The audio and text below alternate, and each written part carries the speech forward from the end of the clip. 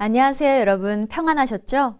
오늘도 하나님의 말씀 안에 거하시고 주의 진리 앞에 순종하시는 여러분의 삶이 되시기를 축복합니다. 올 여름 유난히도 무더웠던 여름이었는데 어느덧 우리는 추운 겨울을 보내고 있습니다. 요즘은 살벌하게 옷을 벗은 나무들을 보면 언제 그들이 푸른 잎을 내고 꽃을 피웠는가 무색할 정도로 앙생하게 변해 있음을 보게 됩니다. 그런데 지금 동일한 시대를 살아가는 이웃 나라들을 보면요.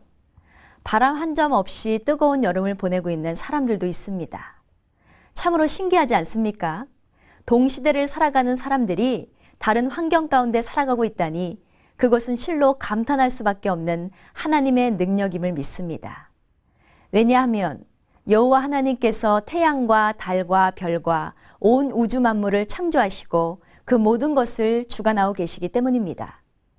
그러나 그보다 더 놀라운 사실은 그렇게 죽은 것 같이 앙상했던 나무에게서 따뜻한 봄이 오면 여지없이 싹이 트고 잎이 나는 생명력을 보게 된다는 사실입니다. 이렇듯 우리의 인생은 달라져야 됩니다. 예수님을 믿는 자들이 인생이 마치 죽은 나무에서 싹이 나고 꽃이 피듯이 풍성하게 뻗어나가는 인생으로 생명력이 넘쳐나는 삶으로 달라져야 할 줄 믿습니다. 목사님, 저도 제발 변화되고 싶습니다. 스스로 변화를 갈구하며 소원하는 분들이 계신데요. 이같이 우리의 인생이 달라지려면 먼저 하나님의 말씀에 순종해야 합니다. 우리가 너무나 잘 알고 있는 하나님의 종 모세를 봅니다. 그는 이스라엘 백성들을 종되었던 땅에서 건져낸 출애굽의 주인공입니다. 그렇게 위대한 모세이지만 그것은 그의 능력 때문이 아니었습니다. 그가 대단하고 특별한 은사가 있기 때문도 아니었습니다. 바로 역사의 주관자이신 하나님께서 그를 찾아 부르셨고 모세는 자기 생각을 포기하고 부르심에 순종하며 나아갔기 때문에 그의 인생은 달라지게 되었다는 것입니다. 사랑하는 여러분, 하나님의 명령을 거역하고 불순종하다 물고기 뱃속에 갇히게 된 요나를 기억하시기 바랍니다. 그런데 그가 계속해서 불순종을 고집했더라면 아마도 물고기의 뱃속에서 그의 생을 마감해야 했을지도 모릅니다. 그런데 커다란 물고기가 요나를 집어 삼키는 순간 요나는 불순종의 인생에서 순종의 인생으로 변화되기 시작합니다.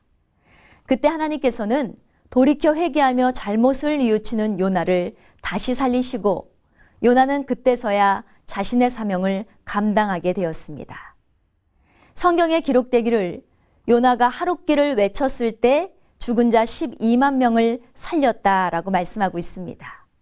여러분, 그의 인생은 완전히 달라진 것입니다.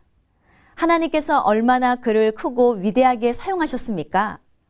이런 하나님의 뜻을 알지 못한 요나가 불순종의 시간을 보내야 했듯이 어쩌면 우리도 하나님의 뜻을 알지 못함으로 그의 명령을 따라 살지 못하고 내 고집을 앞세운 인생을 살아가고 있는지도 모릅니다.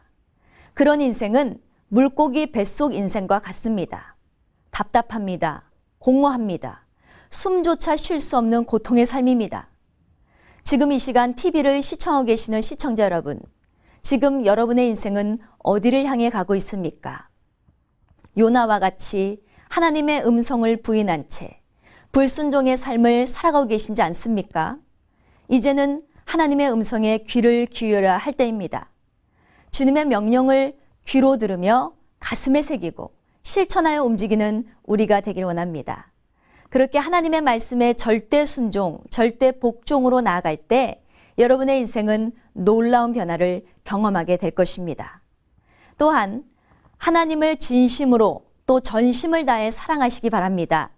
그렇게 하나님 한 분만으로 만족한 인생을 살아가게 될 때 그분이 나를 바꾸시고 그분께서 내 인생을 변화시켜 주시며 모든 근심, 걱정, 슬픔, 눈물로부터 해방케 되는 그날이 속히 오게 되기를 주님의 이름으로 축원드립니다.